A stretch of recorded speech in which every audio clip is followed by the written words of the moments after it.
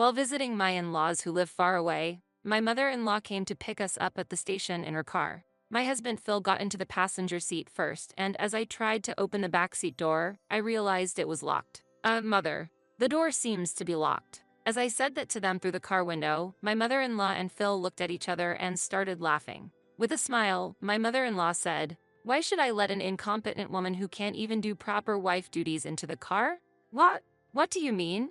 I never liked you from the start. You wear your career woman attitude on your face and don't support Phil at all. Hey, open the door, I demanded, but the door remained firmly locked. Then Phil in the passenger seat said mockingly, "This should make you rethink things a little. Walk 3 hours back home." At that moment, I couldn't take it anymore. What kind of parent-child pair is this? I won't follow you anymore. I don't care what happens. Fine, I replied, squeezing out my words. My mother-in-law and Phil laughed loudly, rolled up the windows, and drove off. An hour later, Phil called me repeatedly.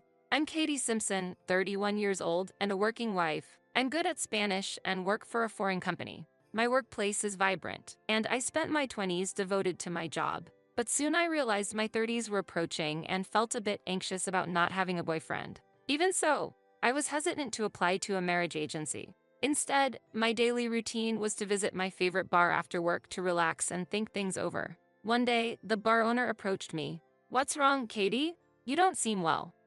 Maybe it's time I start thinking about marriage, but I can't find a partner." "I see. I know it's strange to suggest this to a customer, but how about me?" he proposed. "What?" This bar owner was Phil, who later became my husband. He was 5 years older than me and in his second year of running the bar. At first, we were just owner and customer. But after a few dates, I was drawn to Phil's charm. Since he listened to my work stories, I felt he understood my career and was reassured. Even during busy times, Phil always cared for me. A year into our relationship, he proposed to me, and I happily accepted. After that, my parents approved of the marriage, and we visited Phil's family. His family lives in the suburbs, a 3-hour walk from the nearest station. We headed to his parents' apartment in a rented car. Phil's father had already passed away, and his mother lived alone in the apartment. Suppressing my nerves, I greeted his mother, Diane, respectfully. "Nice to meet you. I'm Katie Simpson. I'm dating Phil," I said. But she stared at me and told Phil, "Phil, are you really marrying her? I thought you'd bring home someone cuter. She looks like she's got a cheeky face," she pointed out. I was shocked by her words. "And if you become his wife, can you help Phil with his work? He's always busy." "You're quitting your job, right?" she questioned. I hurriedly explained that I intended to continue working at my foreign company and had no plans to quit. "You think you can be a wife like that? I don't care if you work for a foreign company, but you're just cheeky."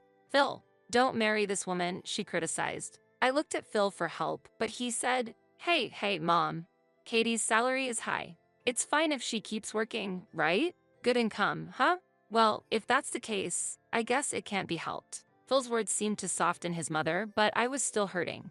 "Even if you get married, don't slack off at work," she warned, and I felt troubled by her advice. Though she approved of our marriage, her words made me anxious. But with our home and her place being 4 hours apart, believing we'd have little contact with his strict mother, I decided to marry Phil. Afterward, we rented a 3-room apartment near Phil's bar and began our newlywed life. However, Phil didn't help with any housework. He would come home after I had fallen into a deep sleep and sleep until noon.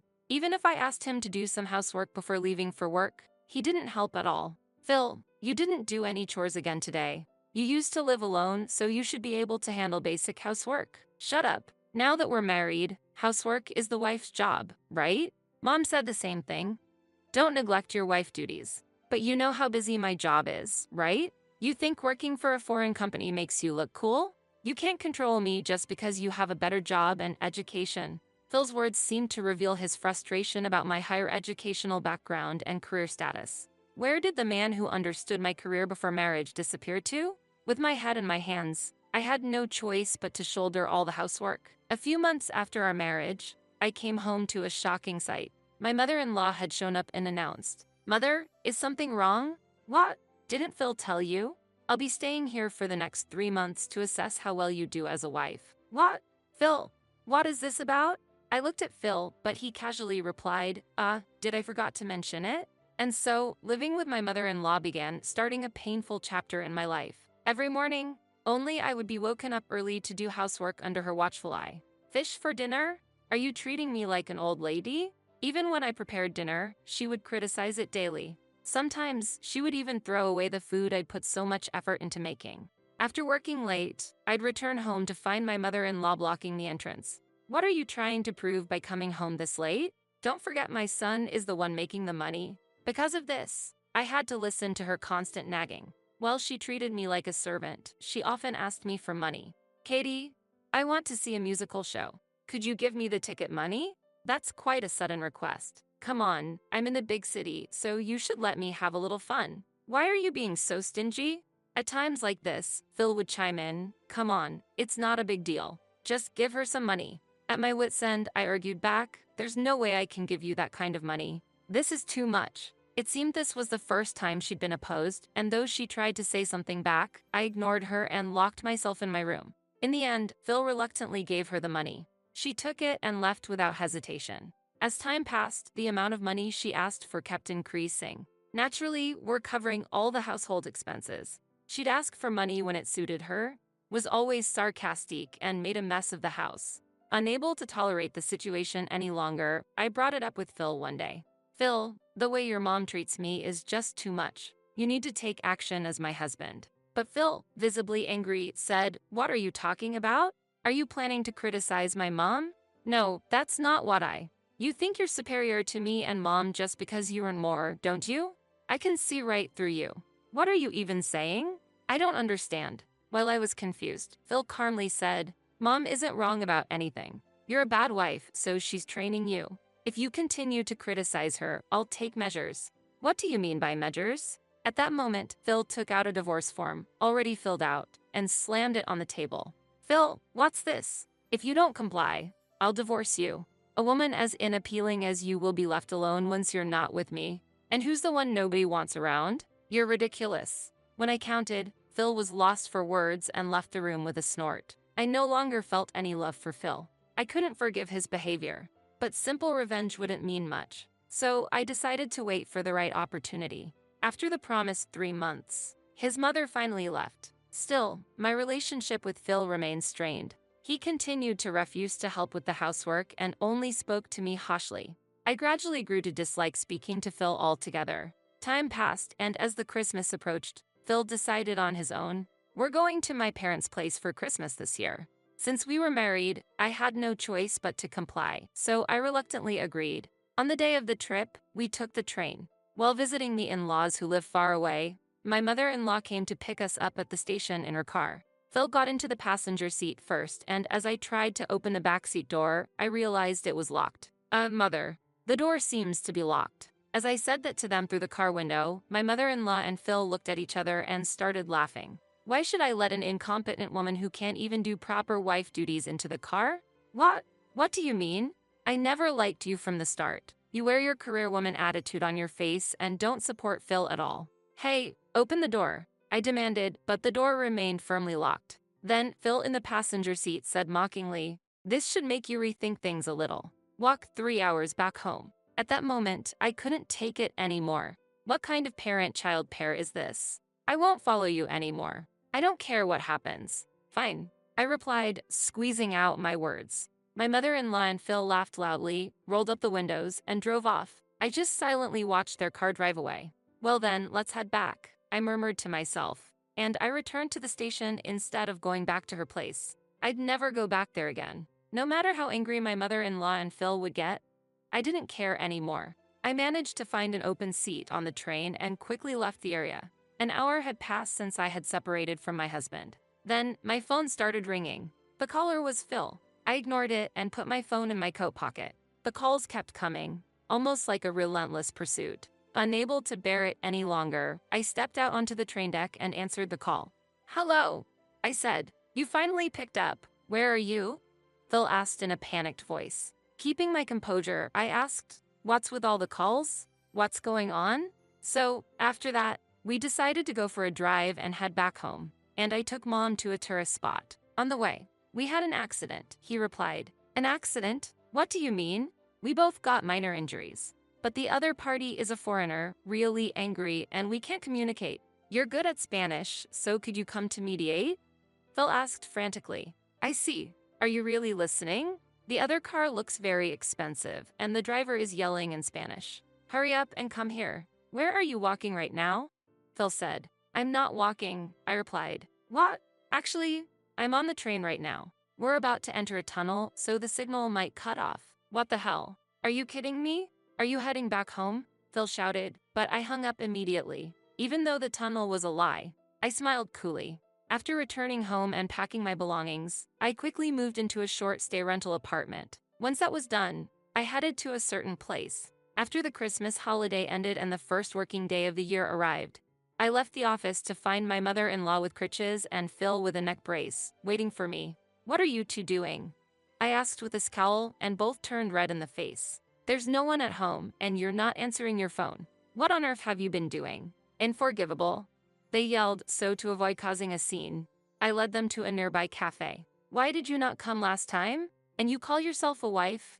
My mother-in-law began to shout, but I ordered coffee and chose to ignore her. Phil couldn't hide his anger and said, because you didn't come back. We had all sorts of trouble afterward. The police came, and in the end, we had to speak directly to the other party. They're foreigners, and not being able to communicate was a problem. Really? I replied. I'll overlook your attitude. So just go and talk to them quickly. They're calling again. With a pushy attitude, Phil handed me the phone. Reluctantly, I answered the call, had a brief conversation with the other party, and ended the call. Phil asked me, so, what did they say?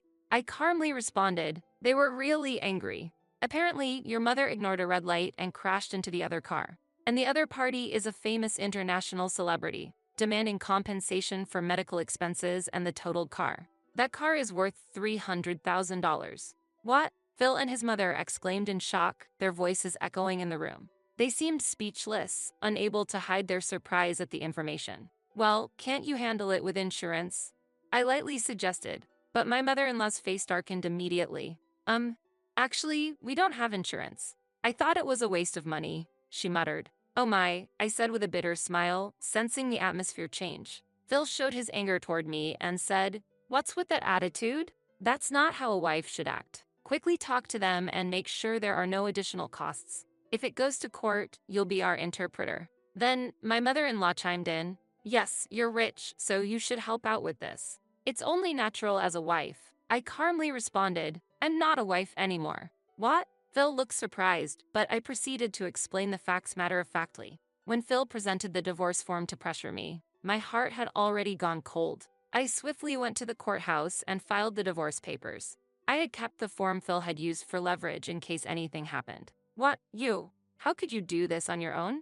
Phil exclaimed in shock. How disrespectful. His mother accused. Both of them criticized me simultaneously, but I stood my ground and confidently rebutted, I have nothing to do with you anymore. We're just strangers now. You can suffer paying the $300,000 or whatever. You horrible people. I walked away, leaving them fuming with anger. As for what happened afterward, I heard that both eventually made a full recovery from their injuries. Apparently, they weren't that seriously injured in the first place. My former mother-in-law's car was broken beyond repair due to the accident, and the famous foreign celebrity demanded an unimaginable amount in compensation. Phil's bar was never particularly successful, and his income alone was insufficient to support their household. With Phil's low income and his mother living unemployed in an apartment, they had no way to come up with the necessary funds and eventually had to go into debt. Phil moved back to his parents' home, and the two now lived together in a shabby apartment, working hard to repay their debt. Even after hearing these stories, I don't feel any sympathy for them. On the contrary, I even feel a sense of relief. Several years have passed since the divorce, and I've been living alone, focusing on my work. As a result, my stress has decreased and my performance at work has improved, leading to a promotion. Recently, a sincere and reliable man I met through work formally asked to date me with marriage in mind. I intend to accept his proposal. From now on, I'll put myself first and pursue true happiness.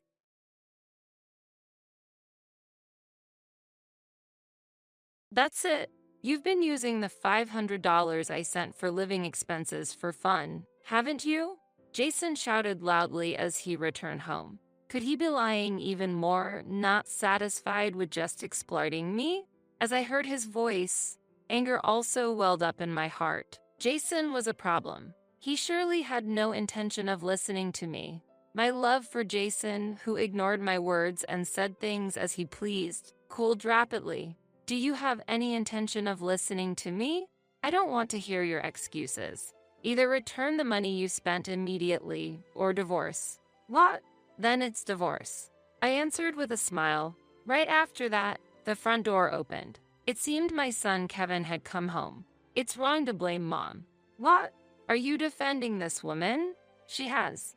That's exactly why you both lost my trust. Seeing the person who appeared behind Kevin, we were surprised. Thanks to his support, I was able to divorce Jason. And by stopping the remittances, they will be put in a difficult situation.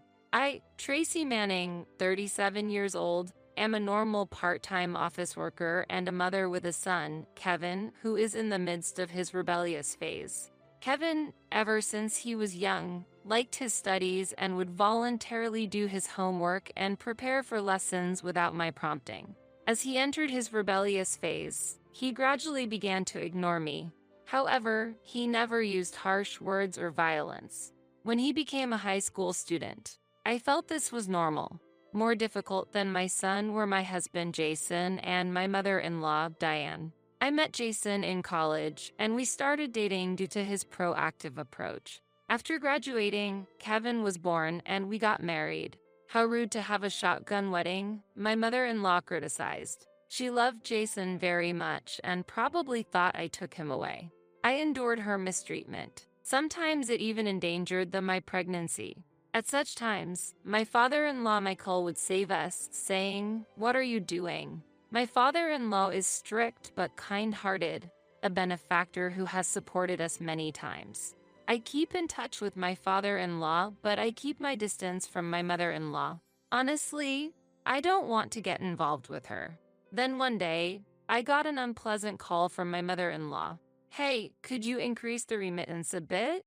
Actually, we were financially supporting her.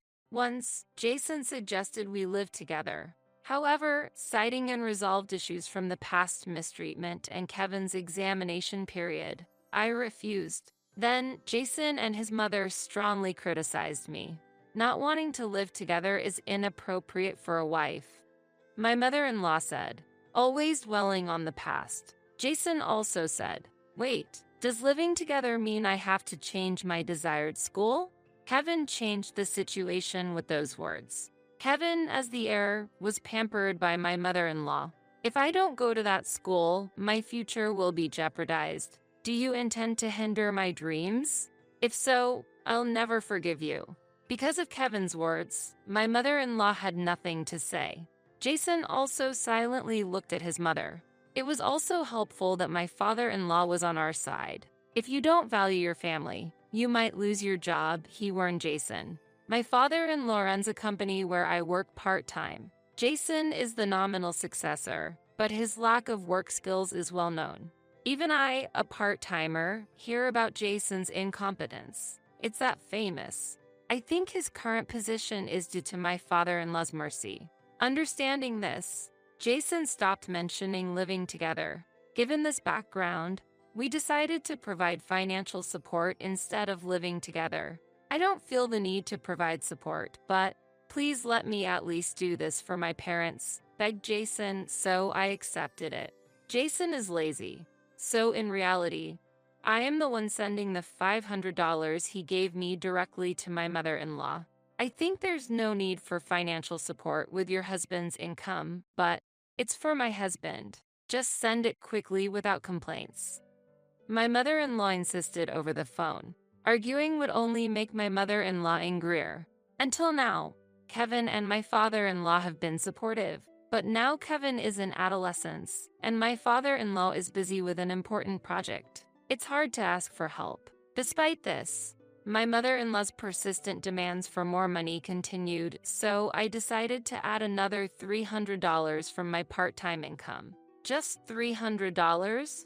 Well, okay. I've increased the amount, so please don't make unnecessary contact anymore. I firmly warned my cheerful mother-in-law. Keeping distance from my mother-in-law was best, but I couldn't forget my father-in-law's kindness. I plan to endure until Kevin becomes independent. I'm back. Welcome back. After that, I planned to talk to Jason, who had just returned home, about the increased financial support. But Jason avoided even looking at me. Irritated by him, I still tried to have an important conversation. I want to talk a little. Enough, I'm tired. I'm going to take a bath, he said and headed straight to the bath. Picking up the socks and tie Jason left strewn about, I sighed. What's wrong? A voice came from behind, and I turned around in surprise to see Kevin, also looking surprised. That startled me. Kevin. It's been a while since he spoke to me, so I was surprised. Sorry about that. I didn't mean to startle you. It's okay. Did something happen? We talked for the first time in a long time. I was so happy I ended up telling him everything. Being ignored by your own husband is indeed painful. Meanwhile, Kevin listened to my story, seemingly deep in thought. Maybe grandma.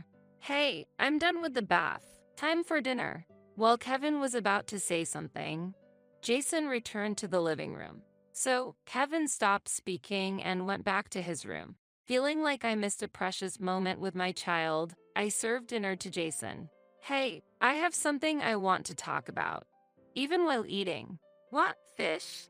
Not meat. The moment I tried to start a conversation, Jason complained about the meal.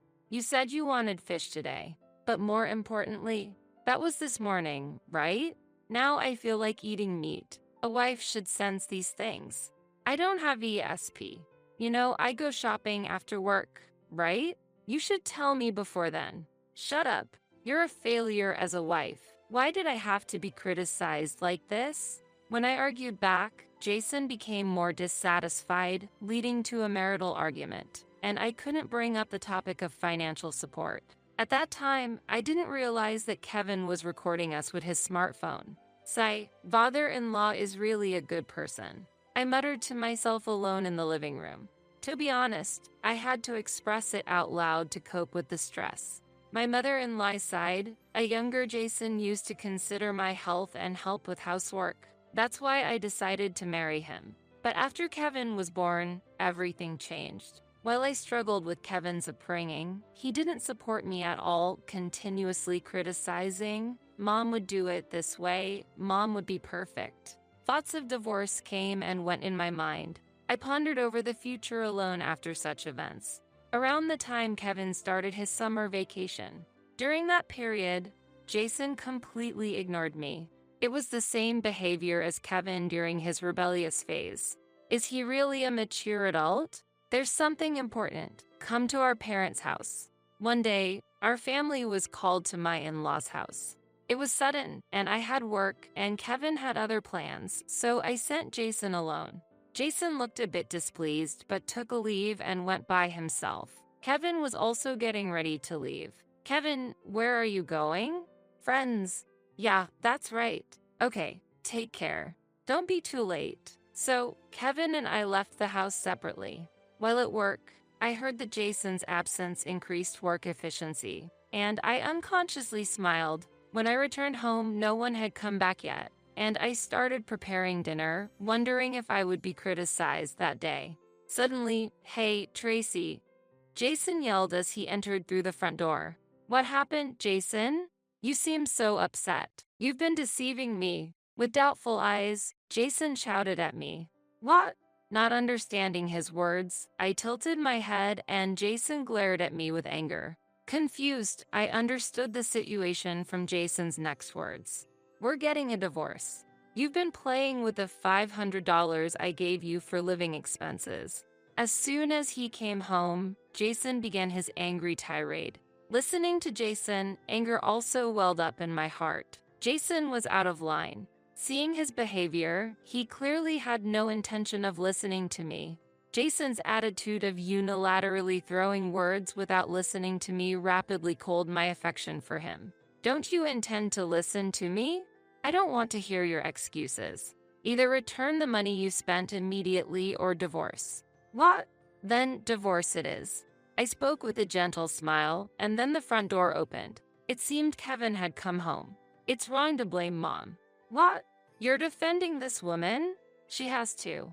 That's exactly why you have lost our trust. We were surprised by the person who appeared behind Kevin. Father, Dad, why are you here with Kevin? There stood my father-in-law, filled with indignation. What are you doing?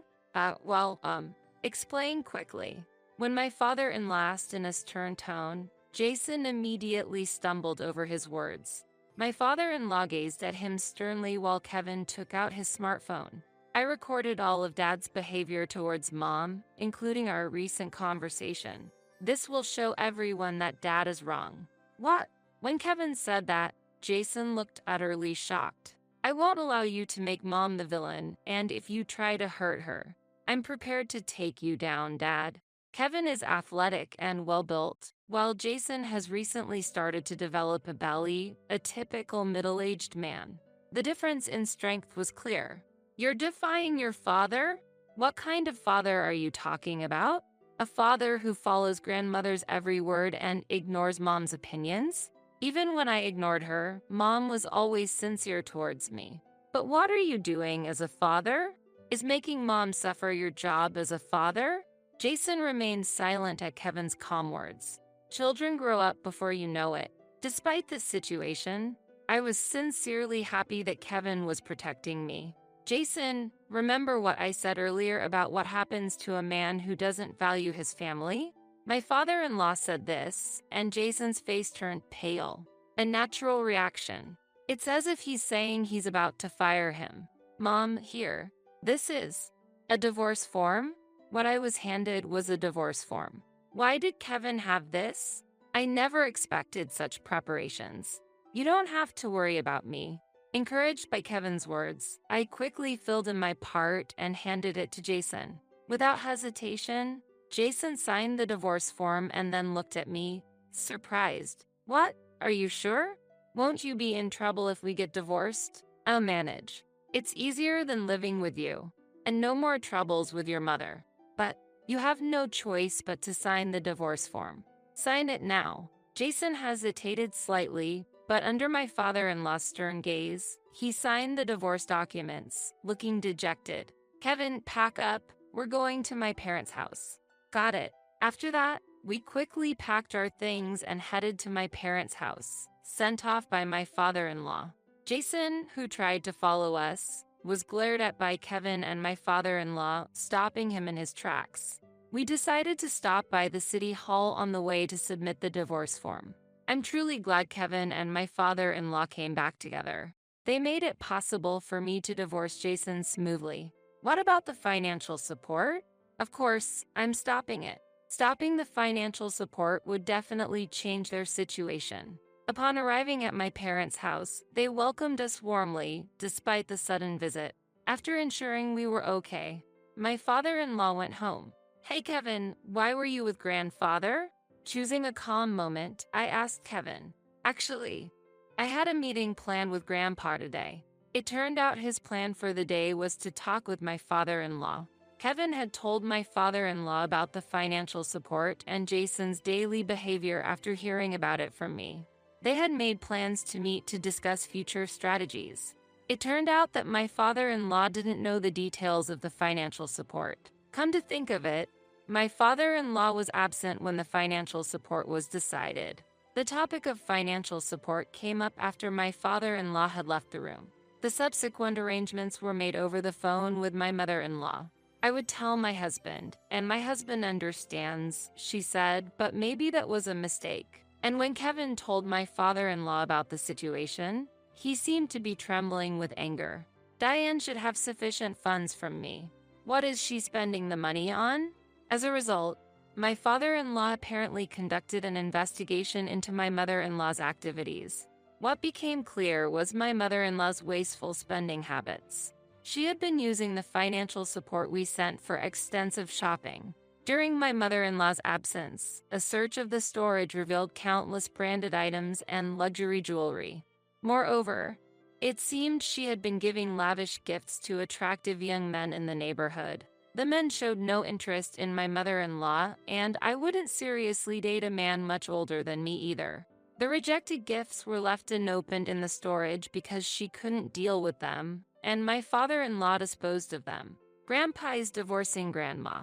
He was furious about her irresponsibility. I can imagine. My father-in-law decided to divorce my mother-in-law, and after seeing Jason's actions on Kevin's phone, he was further enraged. He returned with Kevin to encourage me to divorce Jason too, after deciding to get divorced himself. They encountered the scene of me being criticized and immediately urged for the divorce papers to be signed after hearing me declare I wanted a divorce. That's why everything was so prepared. Exactly. This is from Grandpa. Kevin handed me a brochure about a property. The property was of moderate size, located midway between the school and my workplace. It seemed a bit far from my in-laws' house. What does this mean? I asked. Grandpa wants to offer us this house as an apology for the recent situation, Kevin explained. I was wide-eyed with surprise. While I would have to drive from my parents' house, I could commute using regular routes from this new house. Grandpa said he doesn't want us to hesitate. It seems he'd be happier if we accepted the house. I see. I need to thank him later. I was impressed by such generosity, typical of a CEO. I gratefully accepted the house offered by my father-in-law. Eventually, Jason lost his job, not only because of this incident but also because he exposed his incompetence by leveraging his position as the CEO's son and caused various problems. He was pushing off the little work he was assigned, coercing young female employees into relationships, and harassing male employees. During the discussion of these issues, testimonies piled up, resulting in Jason's immediate dismissal. My mother-in-law, divorced by my father-in-law and kicked out of the house, apparently ended up at Jason's place. After the settlement of asset division and child support, Jason's savings were almost depleted, and he was hit with the misfortune of losing his job. Recently, I saw Dad working at a classmate's part-time job, being scolded. Really? Did that classmate say anything special? I asked. Yeah. He said, a man like your dad came in. I told him not to hesitate to be strict if he's not useful. Kevin replied.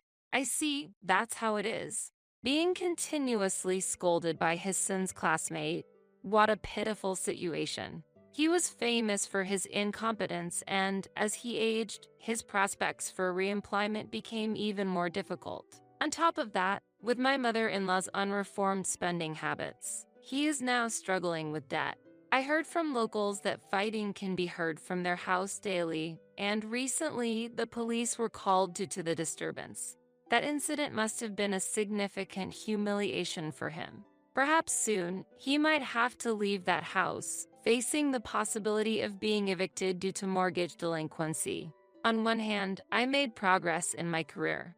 My promotion to a full-time position meant more time and responsibility, but it also came with a corresponding increase in income. Life became a bit more comfortable compared to before, and I no longer had to worry about the monthly financial support. After hearing about Jason's situation, Kevin started showing interest in part-time work. Now, he buys what he wants with his own earnings, freeing us a bit from the strict budget we used to have.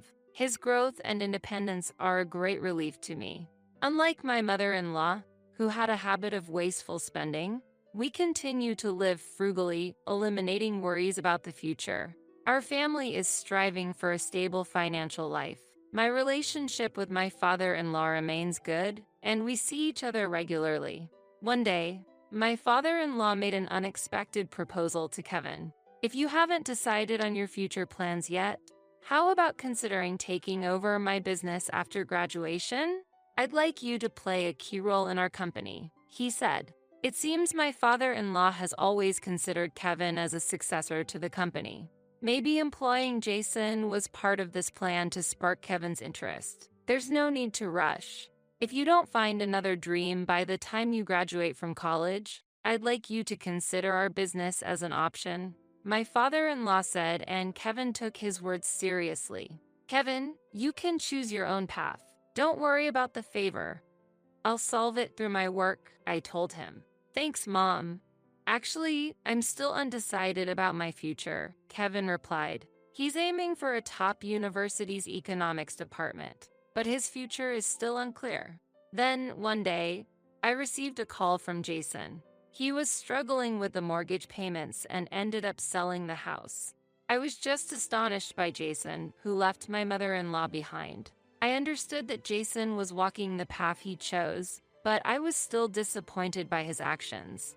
You won't have any more trouble with my mom. Let's start over, Tracy. Kevin needs a real father, Jason said, to which I sharply reacted. What do you have left now? I asked, and he just looked puzzled. Through this exchange, I reconsidered my and my son's future. Our lives aren't dictated by someone else's choices. No matter what path Kevin chooses, I plan to support him fully. While my father-in-law's offer is appreciated, I want Kevin to choose his future on his own terms. I hope his university studies will bring new possibilities to his life and shape his dreams and aspirations. We will continue to move forward step by step, overcoming difficulties. Along with my son's growth, I may have also started a new journey. You have no job, no property, no home. Kevin and I have no feelings left for you. You even abandoned your mother, the only one you had left. What do you have now? Jason was silent to my question. I was honestly disappointed with him for choosing his mother over me and then ultimately abandoning her. The Jason I once loved seems to no longer exist. But if I return to you, Tracy, you no longer have a place with us. I don't want you to contact us ever again. I hung up the phone and set it to block his calls. Later, Jason went to my parents' house, but my father especially had harsh words for him, and my father-in-law took him away. He was then assigned to a construction site far away. Surrounded by burly men at work, it seems unlikely he'll interfere with us again. Meanwhile, my mother-in-law, abandoned by Jason, lost her place and was rumored to be seen under a bridge. But that is no longer my concern. I'll be late coming home today because of my part-time job. Okay, thanks for letting me know. That's my line. Thank you, really. Since then, Kevin has emerged from his rebellious phase and engages in proper conversations with me. Through recent events, I've come to understand Kevin's feelings better. To respond to those feelings, I've been expressing my gratitude and apologies directly. Thanks to his response, our parent-child relationship has become closer. Jason's departure, ironically, made us closer as a family. I spent the day with Kevin, thankful for this, and smiling. My relationship with my father-in-law remains unchanged. I may want him as a successor, but I just want to see my dear daughter and grandson, he says, caring for us. My father-in-law was delighted when we recently went on a trip with my parents. I hope to maintain this good relationship with him. Years after the divorce, letters from Jason asking for reconciliation kept coming through my parents. I've been tearing them up without reading. Another letter from him? Looks like it. He still hasn't given up. He should realize that giving up is the real path to happiness. He probably wants to regain something since he has nothing left. Let's hurry and have dinner. Today, Kevin, who has just graduated from college, is going to his first day of work as a successor in the company. He earned the employees' trust during his internship while he was a student. The office staff even mentioned how he's seen as a promising new employee. I'm proud of my son. Actually, I wanted to give this to you, Mom. What is it? He handed me a beautiful box with an elegant pen inside. I bought this with the money I've been saving. I could work hard because of you. I was moved to tears in the morning. I want to continue living peacefully and closely as a family.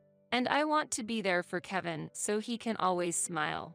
I'll be careful not to be overbearing like someone we used to know.